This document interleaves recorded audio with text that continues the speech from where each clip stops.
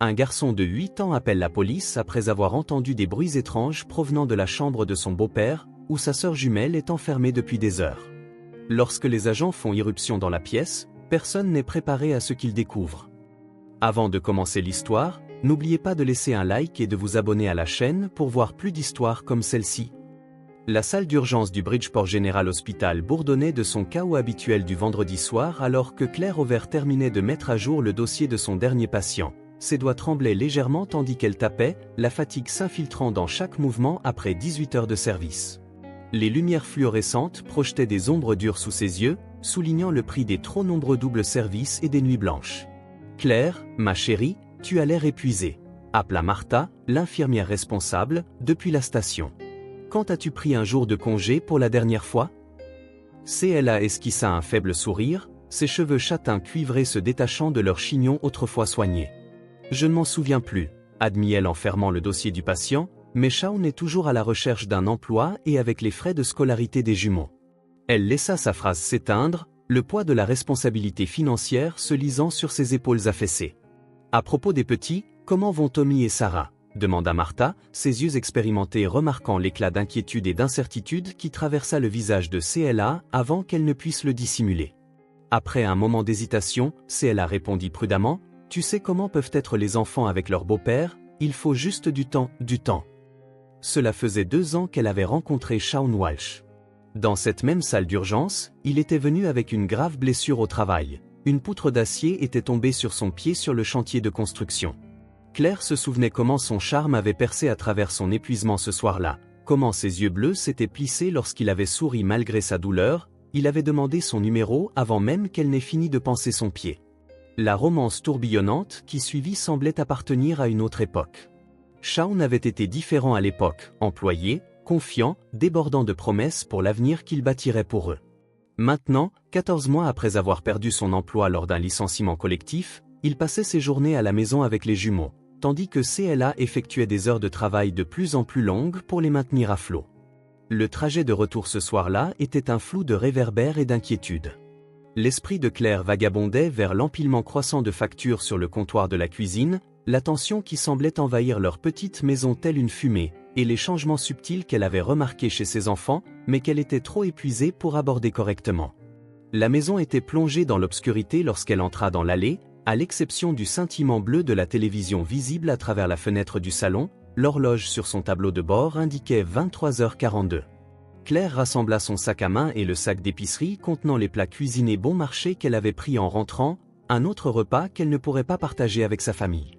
La porte d'entrée grinça lorsqu'elle entra, et l'odeur de bière rassie la frappa immédiatement. Shaun était étalé sur le canapé, des bouteilles vides jonchant la table basse, la télévision projetait une ombre sur son visage non rasé, autrefois au très séduisant, maintenant bouffi par l'alcool et l'inactivité. « Tu es en retard » marmonna-t-il sans ouvrir les yeux. « L'urgence est arrivée juste au changement de service » expliqua doucement Claire, essayant de ne pas réveiller les jumeaux. « Comment vont les enfants aujourd'hui » ?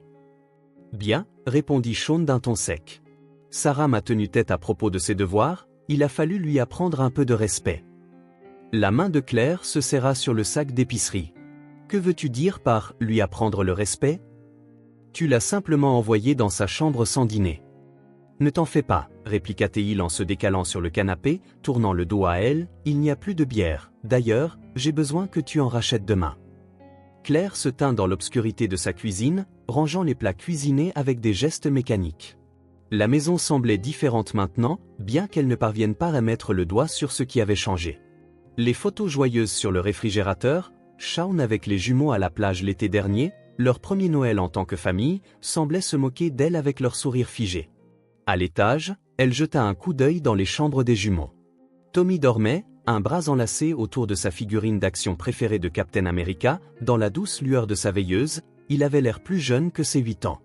Le cœur de Claire se serra d'amour et de culpabilité, elle le voyait à peine éveillé de nos jours. La chambre de Sarah était la suivante. Contrairement à son frère, Sarah ne dormait pas.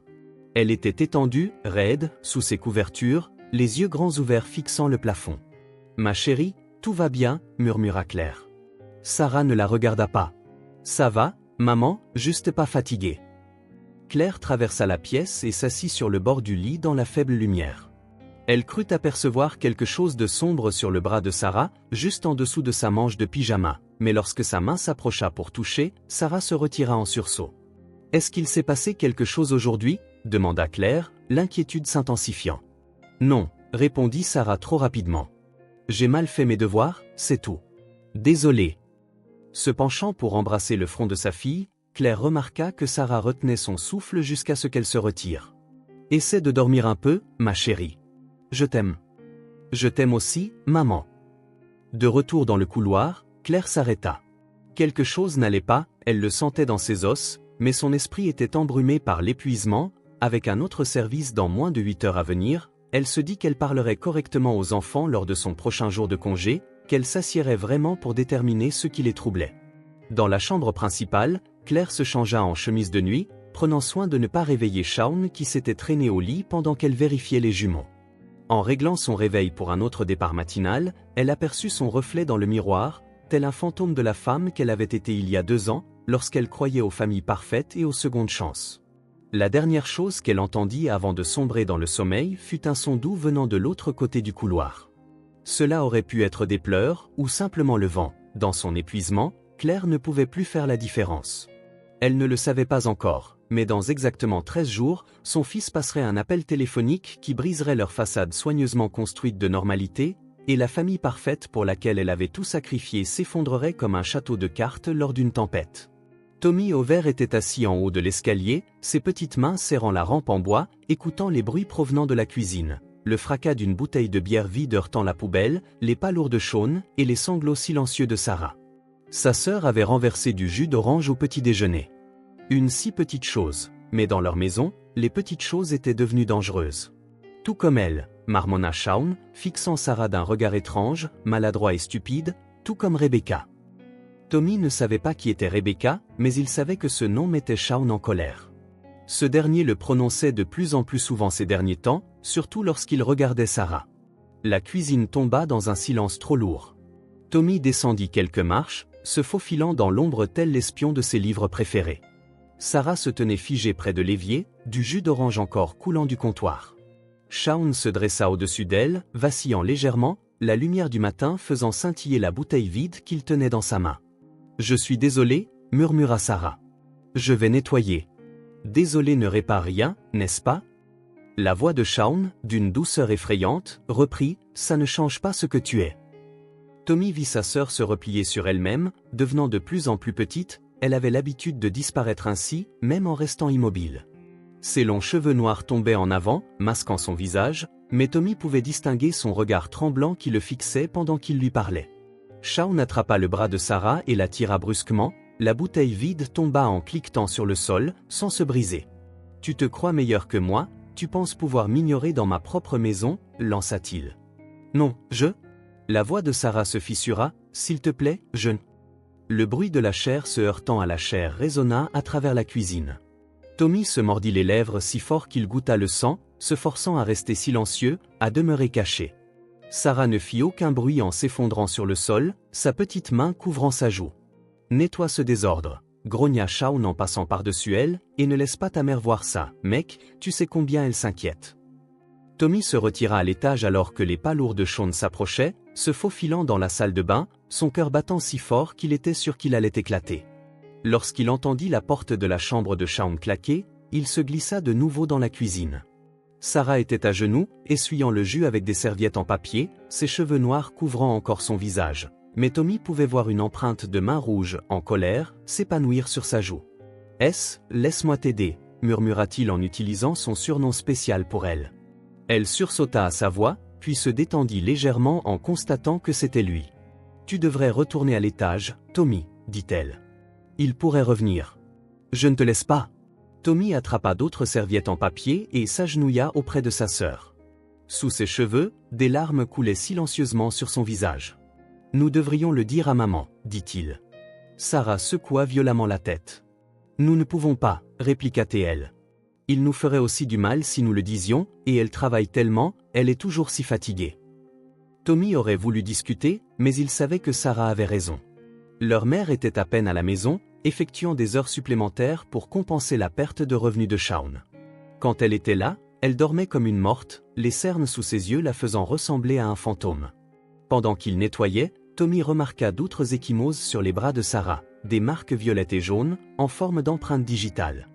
Lorsqu'elle l'aperçut, elle baissa ses manches. « Ce n'est pas si grave, » murmura-t-elle. « J'ai juste besoin d'être plus prudente. »« Ce n'est pas normal, Sarah », la voix de Tommy tremblait. « Tout ce qu'il fait, toutes les choses qu'il dit. » Les yeux de Sarah se jetèrent, craintifs, vers l'escalier. « S'il te plaît, Tommy, oublie ça, » dit-elle, mais Tommy ne pouvait pas oublier cette nuit. Après que Sarah fut couchée, Tommy se faufila dans le bureau de Shaun, une pièce où il n'était pas censé entrer. Il ne savait pas ce qu'il cherchait, jusqu'à ce qu'il le trouve, une petite boîte en bois, dissimulée derrière quelques livres. À l'intérieur se trouvait une vieille photographie, plissée et usée sur les bords, montrant une femme aux longs cheveux noirs souriant à la caméra, ses traits étonnamment similaires à ceux de Sarah. Au dos, en encre délavée, il était inscrit « Rebecca Stevens Summer 2 ». Le bruit de pas dans le couloir fit précipitamment remettre Tommy la boîte à sa place. Il parvint à sortir juste au moment où Shaun tournait le coin, dégageant l'odeur de bière. « Que fais-tu debout » demanda Shaun. « Salle de bain » mentit Tommy, le cœur battant, « je retourne juste au lit. » Shaun lui attrapa le bras alors qu'il tentait de passer. « Tu n'étais pas dans mon bureau, n'est-ce pas, gamin ?» « Non, monsieur » répondit Tommy en forçant son regard à croiser celui, injecté de sang, de Shaun, se rappelant ce que sa sœur avait dit au sujet du contact visuel. Shaun l'observa longuement, sa prise douloureusement ferme. « Bien, parce que tu sais ce qui arrive aux petits morveux curieux qui se mêlent de ceux qui ne les regardent pas, n'est-ce pas ?» Tommy acquiesça, pensant aux ecchymoses de Sarah. « Oui, monsieur, va te coucher. » Shaun le poussa vers sa chambre et ajouta « Tommy, garde ta porte fermée ce soir, ta sœur a besoin d'une autre leçon de respect. » Tommy resta éveillé pendant des heures, écoutant les bruits étouffés provenant de la chambre de Sarah, sa figurine de Captain America serrée contre sa poitrine. Il souhaitait désespérément que de vrais super-héros apparaissent, quelqu'un d'assez fort pour les sauver, assez courageux pour arrêter Shaun. Mais aucun héros ne vint cette nuit-là ni aucune nuit après.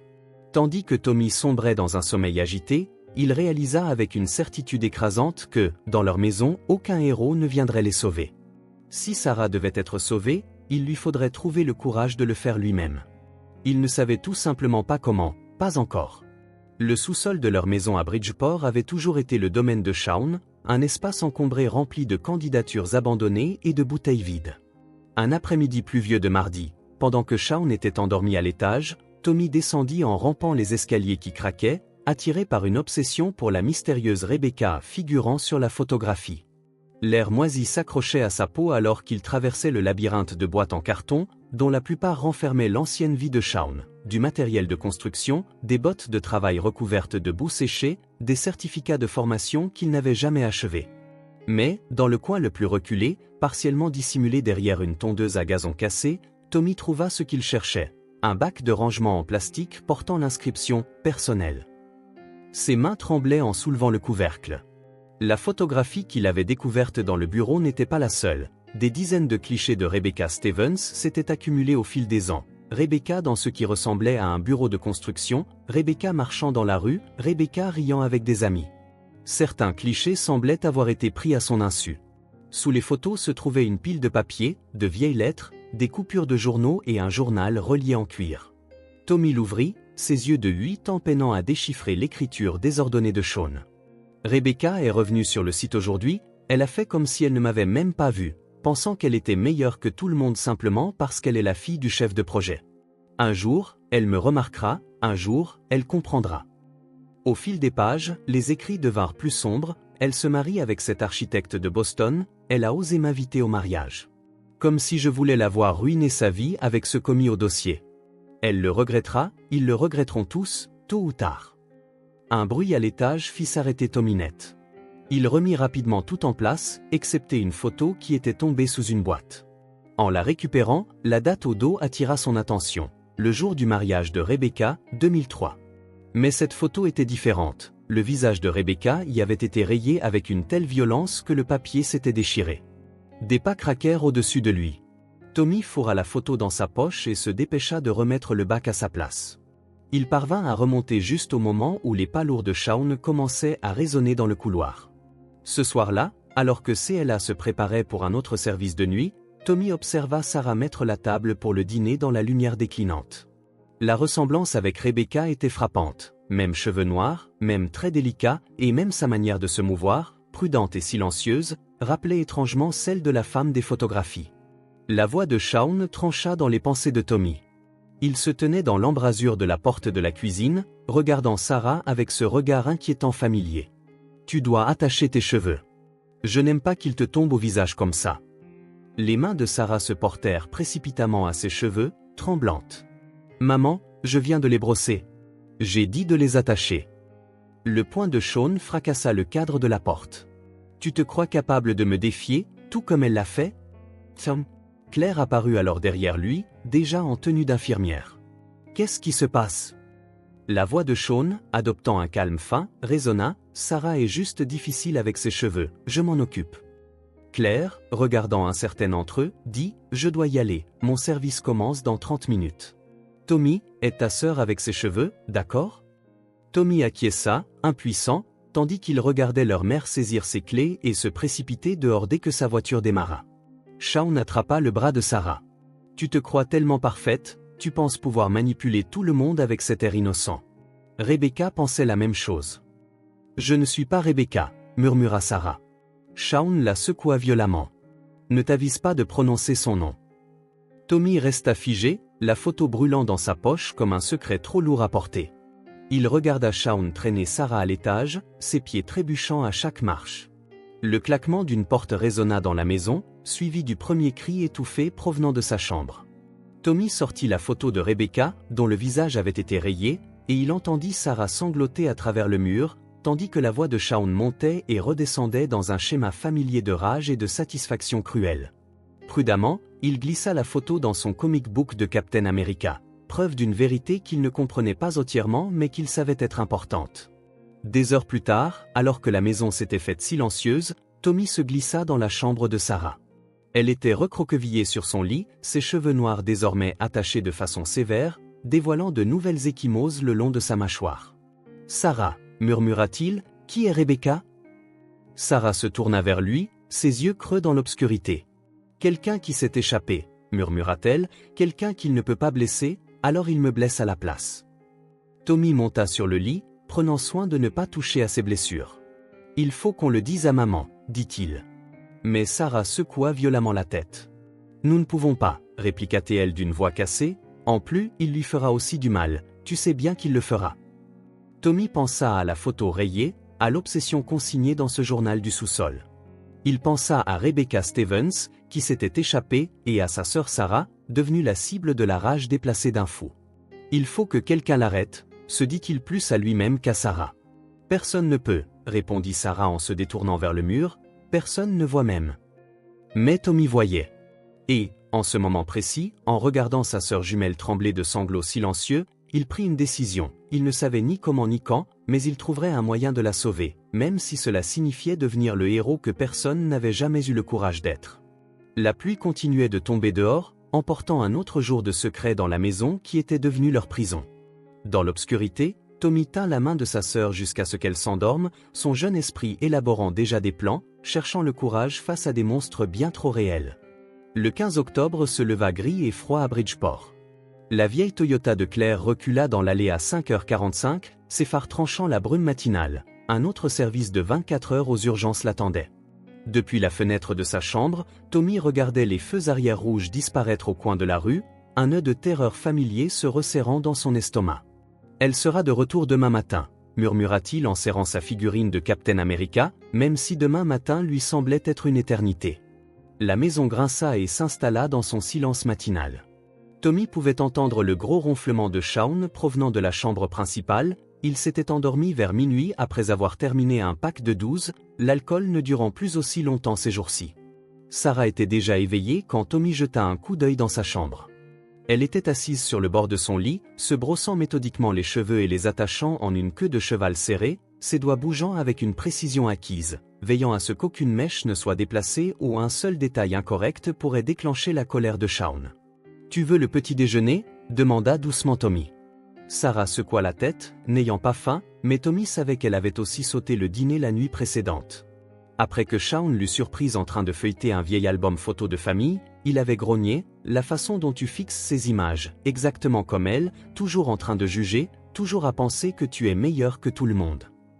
Vers 10 heures, les bruits inévitables du remue-ménage de Shaun se firent entendre. Les jumeaux, assis raides à la table de la cuisine avec leurs devoirs étalés devant eux comme un bouclier de normalité, entendirent bientôt des pas lourds descendant les escaliers, suivis du bruit familier d'une canette de bière fraîche qu'on ouvrait. « Où est l'aspirine » demanda Shaun, sa voix rauque à cause de la gueule de bois. « Dans l'armoire de la salle de bain » répondit Tommy sans lever les yeux de ses exercices de maths. « Est-ce que je t'ai demandé ? On n'arrive même pas à obtenir une réponse correcte dans ma propre maison. » répliqua Shaun sèchement. Le crayon de Sarah tremblait sur sa feuille tandis que Tommy, du coin de l'œil, observait Shaun passer près d'elle. La main de Shaun attrapa délibérément sa queue de cheval et la tira, encore insuffisamment serrée. « Non, murmura Sarah, je ne le suis pas. » Le bruit de la bière et le claquement du poing de Shaun firent sursauter les deux enfants. « Qu'est-ce que j'ai dit à propos de te répondre ?» La matinée dégénéra. Shaun arpentait la cuisine et le salon, chaque bière le rendant plus sombre, plus instable. Vers le début de l'après-midi, il s'était plongé dans ses souvenirs, divaguant sur Rebecca Stevens et sa trahison, affirmant qu'elle était trop bien pour lui. Il balbutiait en gesticulant, sa 6e ou était-ce sa 7e bière à la main. Tout comme toi, petite fille, la même attitude snob, la même manière de regarder les gens. Sarah gardait les yeux rivés sur ses devoirs, mais Tommy pouvait voir des larmes couler sur sa feuille de maths. À 15h47, tout s'effondra. Sarah rangeait ses livres d'école lorsqu'un d'eux glissa de ses mains en heurtant le sol. Ce bruit sembla déclencher quelque chose en Shaun. Il se retourna brusquement, les yeux non focalisés et sauvages. « Tu as fait ça exprès » grogna-t-il, attirant l'attention, tout comme Rebecca sur le chantier, toujours en veillant à être remarqué. « Je ne voulais pas » commença Sarah, mais Shaun était déjà en mouvement. Il attrapa son bras avec une force brutale et la traîna vers les escaliers. « Il est temps que tu apprennes la même leçon que Rebecca n'a jamais apprise. »« S'il te plaît » sanglota Sarah, « tu me fais mal, tu te fais mal. » Shaun éclata d'un rire horrible et brisé. « Tu ne sais pas ce qu'est la douleur, mais tu sauras, oh tu sauras. » Tommy resta paralysé dans l'embrasure de la porte de la cuisine pendant que Shaun traînait sa sœur à l'étage, ses pieds trébuchant à chaque marche. La porte de la chambre principale claqua, le loquet se mit en place, et le bruit du cuir glissant dans les passants de la ceinture se fit entendre. Le premier cri de Sarah perça l'air. Les jambes de Tommy cédèrent et il glissa contre le mur jusqu'au sol, son cœur battant à tout rompre tandis que d'autres cris s'enchaînaient, ponctués par le claquement du cuir contre la chair et les hurlements ivres de Shaun. « Tu te crois meilleur que moi, tu penses pouvoir me regarder de haut comme elle l'a fait. » Crac. J'ai vu qu'elle se pavanait dans ce bureau il y a 14 ans. Ça aurait dû lui apprendre cette leçon à l'époque. Quelque chose se brisa, probablement la lampe de chevet. Les cris de Sarah se transformèrent en gémissements. Tommy se releva tant bien que mal et se précipita vers le téléphone de la cuisine, sa main hésitant sur les touches tandis que les menaces de Shaun du passé résonnaient dans son esprit. « Si jamais tu parles à quelqu'un, je tuerai ta mère en premier, et je vous ferai tous les deux écouter un autre cri venant de l'étage, celui-ci plus faible que les autres. » Tommy pensa à la photographie dans son comic book, celle de Rebecca au visage rayé, puis aux ecchymoses de Sarah se multipliant comme des fleurs sombres sur sa peau, et à sa mère se tuant à la tâche pour subvenir aux besoins d'un monstre. Le doigt de Tommy, tremblant, appuya sur le 911. « 911, quelle est votre urgence ?» demanda l'opératrice d'une voix calme. « S'il vous plaît, aidez-moi, mon beau-père fait du mal à ma sœur, je l'entends crier, s'il vous plaît, dépêchez-vous. »« Quelle est votre adresse, ma chérie ?»« 247 Maple Street. »« S'il vous plaît, venez vite, je pense qu'il est en train de la tuer. » L'opératrice le maintint en ligne, sa voix posée lui assurant que l'aide était en route. Mais pour Tommy, ces 3 minutes et 40 secondes avant que les premières sirènes ne retentissent au loin semblèrent être une éternité d'agonie impuissante. Il ne le savait pas encore, mais son petit acte de courage allait se répercuter, changeant non seulement le destin de sa famille, mais envoyant des ondes à travers toute la communauté. Dans les années à venir, on parlerait du garçon jumeau qui avait enfin brisé le silence, qui avait trouvé la force de parler lorsque tous les adultes de sa vie avaient échoué. Mais à cet instant, accroupi derrière le comptoir de la cuisine, le téléphone collé à son oreille, Tommy Over n'était qu'un garçon de 8 ans terrifié, priant pour que l'aide arrive avant que les cris ne cessent complètement. La police de Bridgeport ouvrit la porte. L'ordre tonna dans la maison, tranchant les gémissements de Sarah et la rage ivre de Shaun. Tom se précipita vers la porte d'entrée, tâtonnant avec les serrures, les mains tremblantes. 3 agents firent irruption, leurs bottes martelant le parquet. L'agent principal, une grande femme aux cheveux grisâciés, s'agenouilla devant Tommy, son insigne indiquant « Sergente Martinez ». « Où sont-ils, ma chérie ?»« Chambre principale. » Tommy parvint à articuler, à l'étage, au bout du couloir, il a verrouillé la porte. « Reste ici avec l'agent Chan », ordonna-t-elle en dégainant son arme, tandis qu'elle et son partenaire prenaient aussi l'escalier. « Ouvrez cette porte, maintenant », ordonna la police. Un silence tomba un instant, puis la voix de Shaun, soudain sobre et empreinte de peur, retentit « C'est ma maison, vous ne pouvez pas la forcer ». La sergente Martinez donna l'ordre, et la porte se fendit sous la force d'un bélier en métal. Ce qui suivit entra les cauchemars de Tommy pendant des années. Les sanglots brisés de Sarah, le rugissement de rage de Shaun, les bruits d'une lutte, il a un couteau. Lâche-le maintenant. Un coup de feu unique, d'autres cris, et le cliquetis des menottes se firent entendre. L'agent Chan tenta de retenir Tommy dans le salon, mais il lui échappa.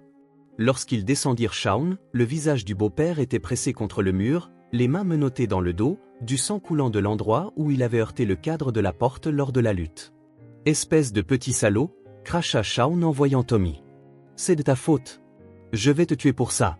Je vais tous vous tuer. Tais-toi !» La sergente Martinez grogna en le conduisant vers la porte. « Tu as le droit de garder le silence, exerce-le. » Tommy n'entendit presque plus les menaces de Shaun tandis qu'il se précipitait à l'étage. 2 ambulanciers s'occupaient déjà de Sarah, leur voix calme et professionnelle répertoriant ses blessures, multiples lacérations, apparemment causées par une ceinture, des blessures défensives sur les bras, de possibles côtes fracturées, ainsi que des traces d'anciennes blessures en divers stades de guérison. Sarah était recroquevillée sur le côté, ses vêtements d'école en lambeaux, des marques en croix couvrant son dos, mais elle était consciente. Ses yeux rencontrèrent ceux de Tommy lorsqu'il s'approcha. « Tu l'as fait, tu l'as vraiment fait », murmura-t-elle. Tommy prit sa main, celle sans la perfusion que les ambulanciers venaient d'insérer, et murmura. « Je devais le faire ? Je ne pouvais plus le laisser te faire du mal. » Madame Auvert a été informée, déclara l'agent Chan depuis l'embrasure de la porte, elle nous rejoindra au Bridgeport Général. La prochaine heure passa dans un flou d'activité. Les photographes de la police documentèrent les blessures de Sarah et l'état de la pièce, pendant que les techniciens saisissaient la ceinture de Shaun, les vêtements déchirés de Sarah, et le couteau qu'il avait sorti, un couteau de cuisine qu'il devait avoir dissimulé dans la chambre. Tommy répondit aux questions pendant des jours. Depuis combien de temps les abus durent-ils? Quand ont-ils commencé? Shaun t'a-t-il déjà fait du mal aussi? Leur mère était-elle au courant? Elle travaillait tellement. Tommy expliqua d'une voix faible, elle ne voyait pas, elle était toujours tellement fatiguée. Finalement, ils furent prêts à transporter Sarah, pendant que les ambulanciers la faisaient sortir sur une civière. La sergente Martinez s'arrêta un instant pour regarder la chambre une dernière fois. Ses yeux tombèrent sur quelque chose sous la commode, une photographie qui était tombée pendant la lutte. Elle la ramassa et étudia le visage rayé de Rebecca Stevens. « Il la suivait », dit Tommy à voix basse, « avant qu'il ne rencontre notre mère. Sarah te ressemble, c'est pourquoi il te détestait tant. » Le visage de la sergente s'assombrit alors qu'elle mettait la photo sous scellé comme preuve. « Tu as fait la bonne chose, Tommy. Tu sais bien que tu as sauvé la vie de ta sœur aujourd'hui. » Tommy regarda depuis l'ambulance, alors que des voitures de police envahissaient leur rue silencieuse, et que les voisins, postés sur leur Porsche, enregistraient avec leur téléphone tout en chuchotant. Shaun, toujours en arrière d'une voiture de police, continuait de divaguer, ses mots étouffés par les vitres closes, tandis qu'il s'éloignait. Les sirènes hurlaient. Tommy serra la main de sa sœur et laissa enfin couler ses larmes. Il pleura pour chaque échymose qu'il avait vue, pour chaque cri qu'il avait feint de ne pas entendre, pour leur mère qui serait bientôt confrontée à ses propres révélations dévastatrices. Mais sous ces larmes se trouvait autre chose, le soulagement, car le monstrueux secret qui avait hanté leur maison était enfin exposé à la lumière, et le pouvoir de Shaun sur eux était brisé. Ce dimanche après-midi, alors que les feuilles d'automne tourbillonnaient autour des véhicules d'urgence sur Maple Street, le long cauchemar des jumeaux Auvert commença son lent chemin vers une fin. Et, même s'ils ne le savaient pas encore, quelque part dans la ville, une femme nommée Rebecca Stevens allait recevoir un appel téléphonique qui ferait remonter à la surface ses propres peurs enfouies depuis longtemps. La vérité, longtemps confinée aux chuchotements et aux ombres, hurlait enfin pour éclater au grand jour. La salle d'urgence du Bridgeport PT General Hospital n'avait jamais paru aussi différente à Claire Auvert. Pendant des années, elle avait arpenté ses couloirs en tant qu'infirmière, confiante dans sa capacité à aider les autres lors de leurs pires moments. Maintenant, elle se tenait figée dans l'embrasure de la salle de traitement 3, regardant des inconnus s'occuper des blessures de sa fille, multiples contusions et lacérations, 3 côtes fracturées, preuve d'anciennes blessures.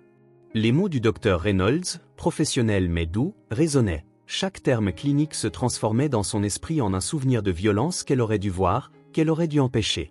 Sarah était allongée sur le ventre pendant qu'une infirmière photographiait les marques sur son dos, son petit visage détourné de la porte, de sa mère. « Madame Auvert, dit la sergente Martinez en lui touchant le coude, nous devons discuter de ce qui va se passer ensuite dans la salle de consultation familiale. » Tommy, blotti contre CLA, écoutait la sergente exposer la brutalité de la vérité, l'histoire de harcèlement de Sean envers Rebecca Stevens, l'escalade des abus, les photographies du sous-sol, et le journal détaillant son obsession. Il a été inculpé d'agression aggravée, de maltraitance d'enfants, de séquestration et de tentative de meurtre, expliqua Martinez, compte tenu de son casier judiciaire antérieur. La voix de Claire se brisa, il y avait une ordonnance restrictive contre lui, émise par Rebecca Stevens en 2003, qui l'a violée à plusieurs reprises. CLA porta sa main à sa bouche, se rappelant comment elle avait rencontré Shaun, pas lors d'un accident de travail, mais maintenant elle réalisait ce qu'il avait été. Traînant autour de l'hôpital en sachant que le père de Rebecca Stevens y était soigné pour un cancer. « Je ne savais pas, murmura-t-elle. « Oh mon Dieu, je ne savais pas, maman, dit Tommy d'une voix faible, es-tu fâchée contre moi d'avoir appelé la police ?» CLA serra son fils contre elle, ses larmes tombant dans ses cheveux. « Mon bébé, tu es si courageux, c'est toi qui as sauvé ta sœur. »« C'est moi qui ?» Elle ne put finir. Les 48 heures suivantes se déroulèrent dans un flou de déclarations à la police, d'interventions des travailleurs sociaux et d'examens médicaux. Sarah resta renfermée, ne parlant qu'en chuchotement et sursautant aux mouvements brusques. Tommy ne quitta presque jamais son côté, comme s'il craignait qu'elle ne disparaisse s'il détournait les yeux. CLA prit un congé familial d'urgence de son travail, ses collègues se mobilisant pour couvrir ses shifts. Le soutien fut écrasant, cartes, repas, offres d'aide. Mais la nuit, seule dans sa chaise d'hôpital en regardant Sarah dormir, CLA dut faire face au poids écrasant de son échec. Elle avait travaillé si dur pour subvenir aux besoins de ses enfants qu'elle était devenue aveugle à leur souffrance. Chaque heure supplémentaire, chaque double, chaque fois où elle s'était écroulée dans son lit, trop épuisée pour vraiment les regarder. Tout cela avait donné à Shaun plus d'occasion de blesser sa fille. Le 3e jour, alors que CLA signait les papiers de sortie de Sarah, une femme apparut dans l'encadrement de la porte, grande, élégante, aux longs cheveux noirs parsemés de quelques mèches grises. CLA la reconnut instantanément à partir des photographies. « Rebecca Stevens ?»« Je suis venue dès que j'ai entendu, » dit Rebecca doucement. « Je pensais que tu devais savoir ce qui s'était passé, ce qu'il avait fait, ce que j'aurais dû faire différemment. » Sarah, qui n'avait pas parlé plus qu'en chuchotement depuis des jours, se redressa soudainement dans son fauteuil roulant. « C'est elle, dit-elle, celle qui s'est échappée. » Becca traversa lentement la pièce, s'agenouillant devant Sarah. La ressemblance entre elles était frappante, les mêmes traits délicats, le même regard hanté dans leurs yeux. « Je suis tellement désolée, » dit Rebecca, la voix se brisant. « J'aurais dû porter plainte à l'époque, j'aurais dû m'assurer qu'il aille en prison si j'en avais eu l'occasion. »« Ce n'est pas de ta faute, » répliqua Tommy avec véhémence. « Tout est de lui. » Rebecca regarda le petit garçon avec une sorte d'émerveillement. « C'est toi qui as appelé la police, tu as fait ce que je n'ai jamais eu le courage de faire. » Plus tard dans la nuit, dans le petit appartement organisé par le programme d'aide aux victimes de l'hôpital, Claire tenait ses enfants pendant qu'ils dormaient.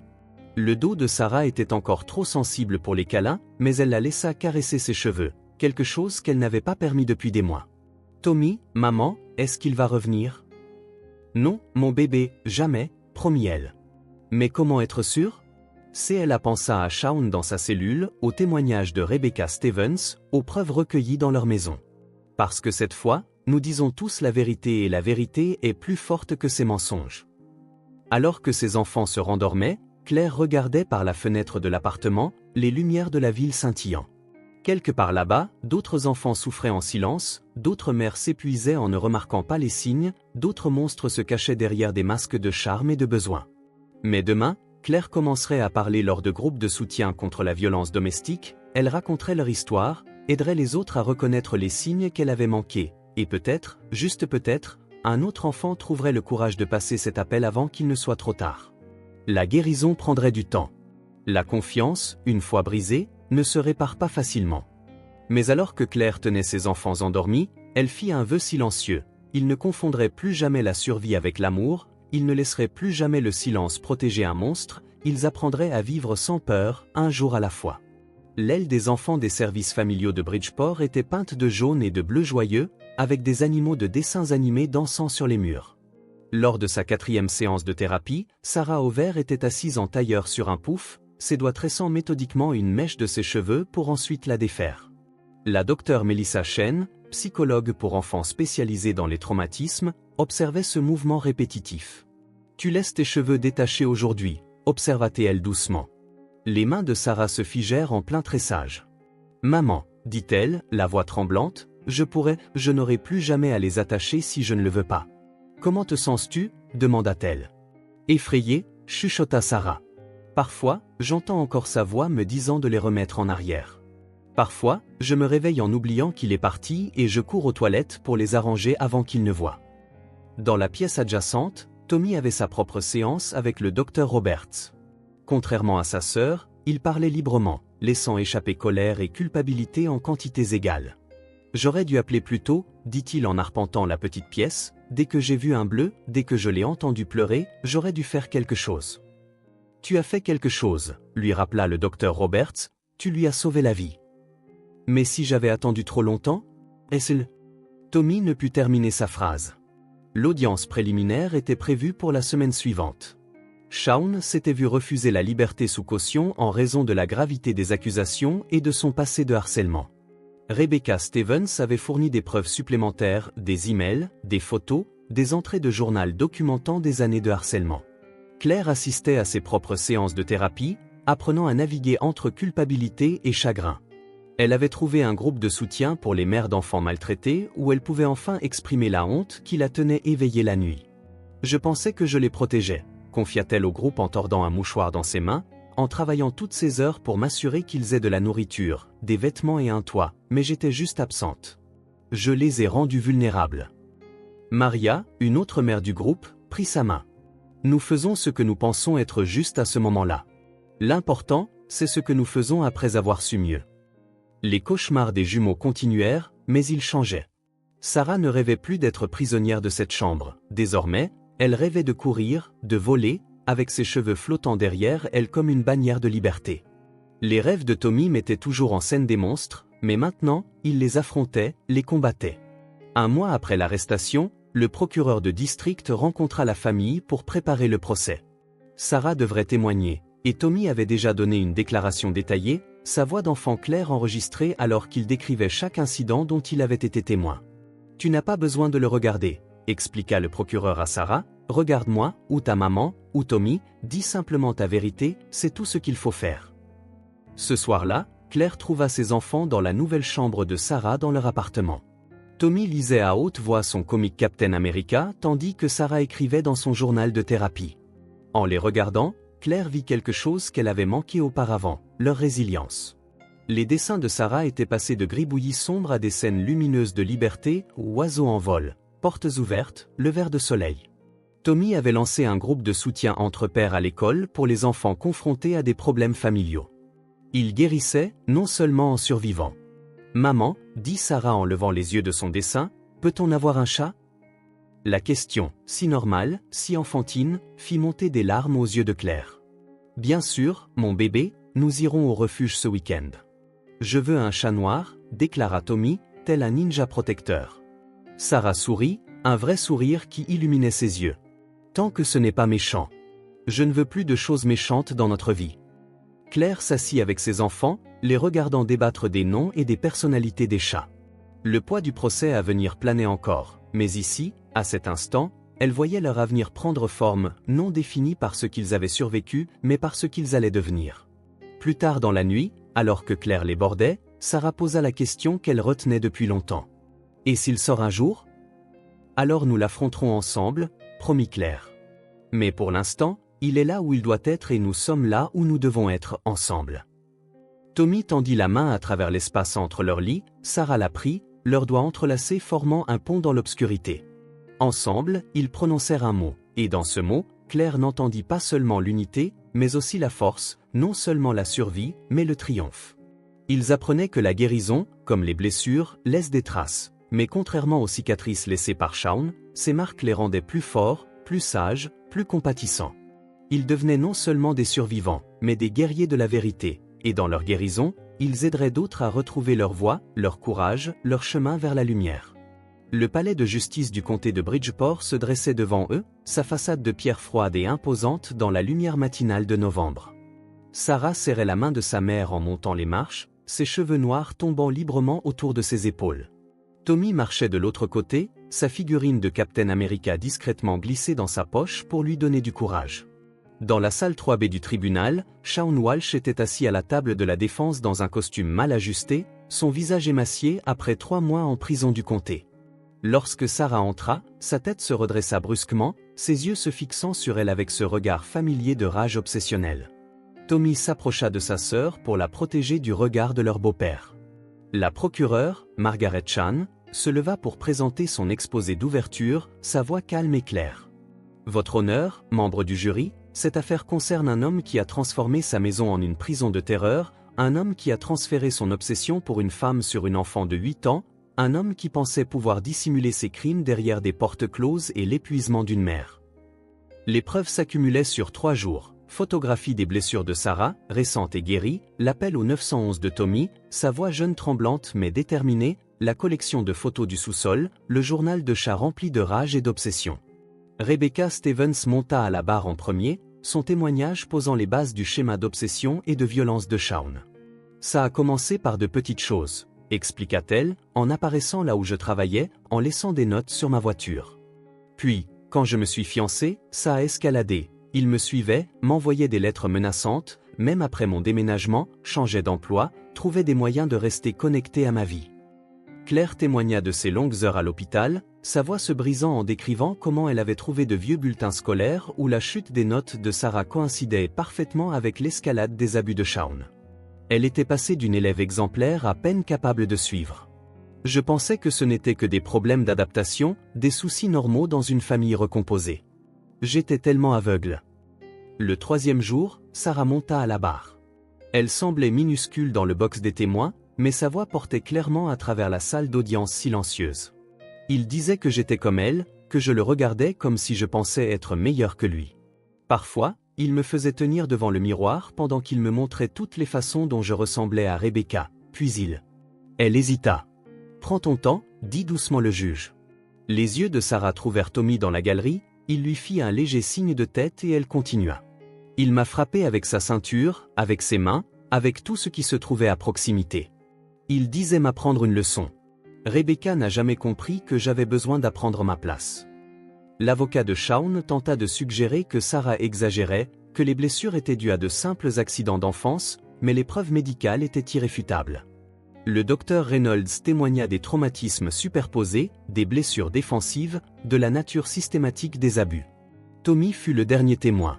Il décrivit les mois où il avait regardé, impuissant, sa sœur se transformer d'une enfant joyeuse et extravertie en une ombre effrayée. Il parla de la photographie retrouvée, reliant l'obsession de Shaun pour Rebecca à sa manière de traiter Sarah.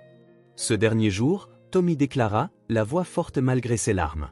« Je savais que si je n'appelais pas à l'aide, Sarah pourrait mourir. » Il était tellement en colère, tellement ivre que j'entendais ses cris, et je pensais à tous les moments où j'avais eu trop peur pour appeler.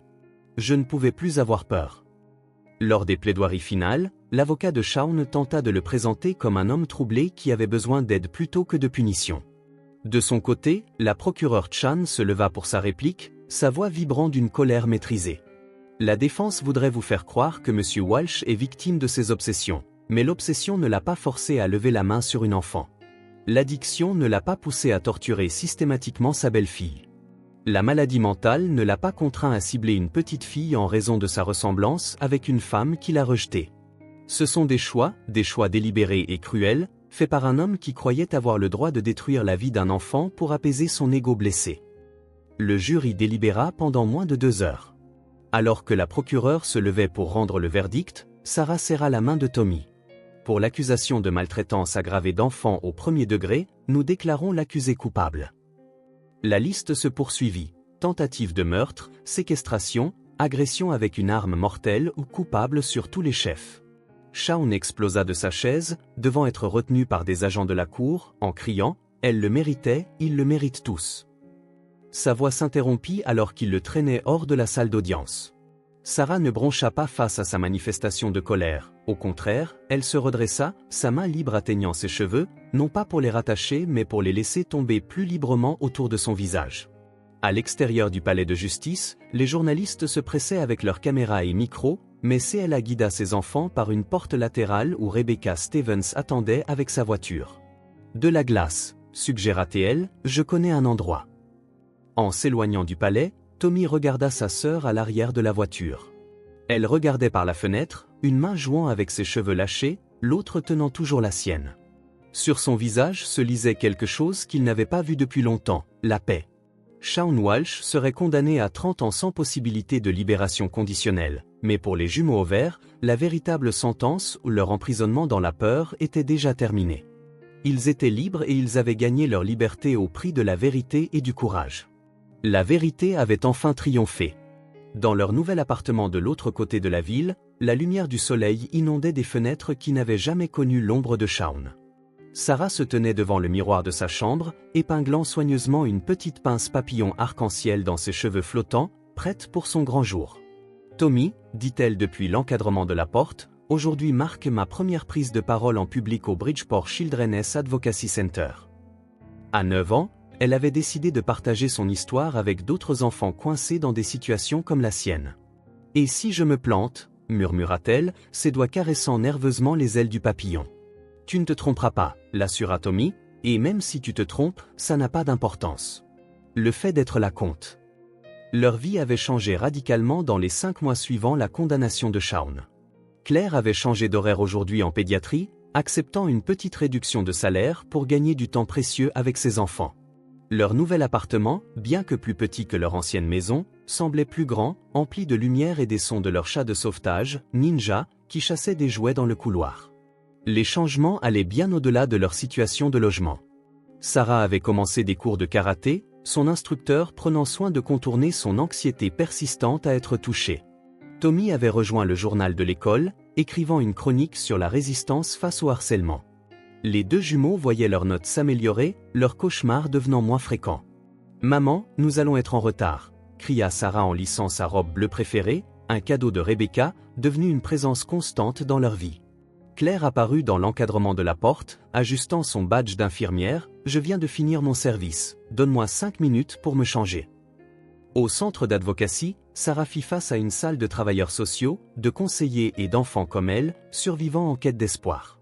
Sa voix trembla d'abord, puis se fit plus forte à mesure qu'elle parlait. « Je pensais qu'être courageuse signifiait ne pas avoir peur, mais ce n'est pas vrai. Être courageuse, c'est avoir peur et quand même faire ce qui est juste. C'est ce que mon frère m'a appris. » Tommy regardait depuis le fond de la salle, la fierté montant dans sa poitrine. Sa sœur n'était plus seulement en train de survivre, elle prospérait. La même force qui l'avait aidé à endurer les épreuves l'aidait maintenant à guérir. Après le discours, une petite fille s'approcha de Sarah, les cheveux elle-même attachés, si serrés qu'ils devaient faire mal. Sans un mot, Sarah fouilla dans sa poche et en sortit une pince papillon de rechange, l'offrant avec un sourire doux. Les changements se répercutaient au-delà de leur famille. Claire avait lancé un groupe de soutien pour les mères actives, les aidant à reconnaître les signes qu'elle avait manqués. Le groupe de soutien entre pères de Tommy à l'école s'était élargi pour inclure des enfants d'autres classes. Même Rebecca Stevens avait trouvé la guérison en aidant ses enfants, affrontant enfin son propre traumatisme enfoui depuis longtemps. Ce soir-là, ils célébrèrent avec de la pizza et de la glace dans leur petit salon. Ninja se pelotonnait entre les jumeaux sur le canapé, ronronnant de contentement. « J'ai quelque chose à vous montrer », dit Claire en sortant une lettre. L'hôpital lance un nouveau programme pour les familles affectées par la violence domestique. Ils veulent que j'aide à le coordonner, comme une équipe de super-héros. Tommy, souriant, demanda. « Quelque chose comme ça ?» Claire rit, mettant son expérience au service des autres. Sarah se blottissait contre l'épaule de sa mère en jouant avec sa pince papillon. « Est-ce que ça disparaîtra un jour complètement ?» demanda-t-elle doucement, la voix pleine d'appréhension. Claire caressa les cheveux de sa fille. Je ne pense pas que ça disparaisse complètement, mais ça devient plus petit, moins puissant, et nous devenons plus forts, comme le dit mon professeur de karaté. Sarah hocha la tête. Transforme tes cicatrices en force. Tommy prit la main de sa sœur, leur geste enfantin de réconfort se transformant en un symbole de victoire partagée. Nous l'avons déjà fait, dit-il, regarde-nous maintenant. À travers la fenêtre, le coucher de soleil printanier peignait leur petit salon en nuances d'or. Ninja s'étira et changea de position, réclamant des caresses des deux jumeaux. Claire regardait ses enfants, non plus seulement des survivants, mais des guerriers du changement. Chacun à leur manière, ils avaient appris que la guérison n'était pas une destination, mais un voyage, chaque jour apportant de nouveaux défis et de nouvelles opportunités de choisir le courage plutôt que la peur, l'espoir plutôt que le désespoir. Leur histoire, autrefois une tragédie d'abus et de silence, était devenue un témoignage de résilience et du pouvoir de dire la vérité. Alors que la nuit tombait sur Bridgeport, la famille Over se rassembla dans leur cercle de lumière, planifiant les aventures du lendemain. Ils n'étaient plus définis par ce qu'on leur avait fait, mais par ce qu'ils avaient choisi de devenir, survivants, défenseurs, héros de leur propre histoire, et quelque part dans la ville, d'autres enfants dormiraient plus paisiblement ce soir, sachant que quelqu'un comprenait, que quelqu'un avait survécu, que quelqu'un se battait pour eux. L'effet papillon du courage ne faisait que commencer. La lumière d'automne peignait les rues de Bridgeport en nuances d'ambre et d'or, si différentes du gris du matin d'il y a un an, lorsque Tommy Over avait passé l'appel qui changea tout.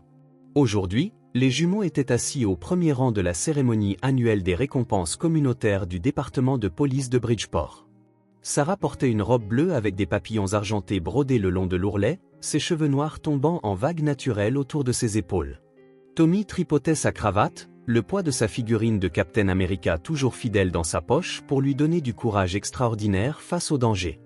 Pour son courage extraordinaire face au danger, et pour des actions qui exemplifient les plus hauts idéaux du devoir civique, nous décernons le prix annuel du courage civil à Thomas Over, lut le chef Anderson depuis le podium. Les applaudissements retentirent dans l'auditorium alors que Tommy montait pour recevoir sa plaque. Dans le public, il reconnut des visages familiers, le sergent Martinez rayonnant de fierté, le docteur Chan et le docteur Roberts des services familiaux, Rebecca Stevens aux yeux brillants de larmes, et surtout, sa mère et sa sœur, se tenant la main et souriant. « Tommy, dit le chef Anderson en baissant le micro, aimerais-tu dire quelques mots ?» Tommy n'avait pas préparé de discours, mais en regardant la foule, il sut exactement ce qu'il fallait dire. « Il y a un an, j'étais juste un enfant effrayé qui ne savait pas quoi faire. Je pensais que les héros devaient être grands et forts, comme dans les comics, mais j'ai appris que parfois, être un héros signifie juste dire la vérité. Même quand on a peur, parfois, cela signifie passer un appel téléphonique. » Sa voix se fit plus forte en continuant. « Mais je ne suis pas le véritable héros de cette histoire. Ma sœur Sarah l'est. Elle a survécu à des choses que personne ne devrait avoir à subir, et maintenant, elle aide d'autres enfants à trouver leur courage. Ma mère est aussi une héroïne, travaillant avec des familles pour reconnaître les signes qu'elle a manqués, et chaque personne qui vit dans la peur en ce moment peut être un héros. Il suffit de tendre la main, de passer l'appel, de dire sa vérité. » Il n'y eut pas un seul œil sec dans l'auditorium à la fin de son discours. Plus tard ce soir-là, la famille Over se retrouva dans leur appartement pour ce qui était devenu une tradition hebdomadaire, le petit déjeuner pour le dîner. Claire avait perfectionné l'art des pancakes en forme de cœur et les jumeaux rivalisaient pour créer les combinaisons de garniture les plus élaborées, tandis que Ninja rôdait dans la cuisine, espérant quelques miettes de bacon. Les murs, autrefois nus, étaient désormais ornés de photographies encadrées de moments heureux de l'année écoulée. Le premier tournoi de karaté de Sarah, le prix du journal de Tommy, la remise de diplôme de Claire du programme de formation en aide aux victimes. « J'ai reçu une lettre de prison aujourd'hui », dit CLA doucement une fois la vaisselle débarrassée. Shaun fait appel de sa condamnation. Il y a un an, cette nouvelle aurait déclenché des vagues de panique dans la famille. Mais ce soir-là, Sarah attrapa simplement la main de son frère et dit « Laisse faire, la vérité est plus forte que ces mensonges. » Souviens-toi, Tommy, serra-t-il en retour. Ils avaient appris que la guérison n'était pas une ligne droite. Il y avait encore des nuits où Sarah se réveillait en hurlant, des jours où Tommy se reprochait de ne pas avoir agi plus tôt, des moments où la culpabilité de Claire menaçait de la submerger, mais ils avaient aussi appris qu'ils étaient plus forts ensemble, que chaque revers était temporaire, que l'amour pouvait reconstruire ce que la haine avait tenté de détruire. Alors que la soirée touchait à sa fin, Sarah s'asseyait à son bureau pour écrire dans son journal, non plus le journal de thérapie, mais un nouveau rempli d'histoires d'espoir qu'elle comptait partager. Tommy était étalé sur le sol en lisant des comics, proposant parfois des suggestions d'intrigue. Claire les observait depuis l'encadrement de la porte, le cœur plein. Ils avaient survécu au chapitre le plus sombre de leur histoire, mais ils avaient découvert que la survie n'était que le début. Ce qui suivait, c'était la guérison, la croissance et l'aide aux autres pour retrouver leur voie. Une douce brise d'automne rustla à travers la fenêtre ouverte, portant avec elle les sons du trafic de la ville, des sirènes lointaines, des enfants jouant où la vie avançait dans leur petit coin de Bridgeport. La famille Over avait bâti quelque chose que Shaun ne pourrait jamais détruire, un avenir forgé par la vérité, renforcé par l'amour et illuminé par le courage d'un petit garçon qui a osé passer un appel. Et quelque part dans la ville, un autre enfant se préparait peut-être à rassembler ce même courage, tendant la main vers un téléphone, prêt à dire sa vérité. L'histoire n'était pas terminée, elle ne faisait que commencer.